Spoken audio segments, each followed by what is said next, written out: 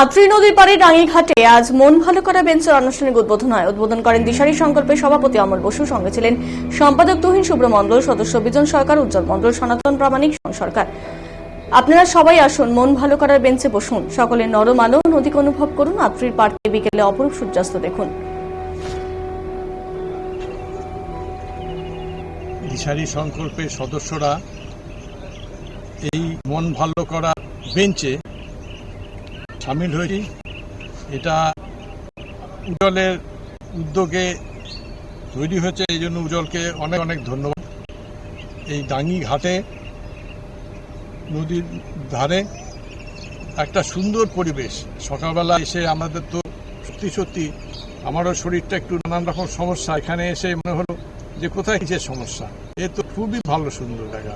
আর নদীটা শুকিয়ে গেলেও বেশ কিছুটা অংশ এখনো উপরের অংশ জল আছে, জলগুলো একটু আগে আমাদের বিজনদা ছিল,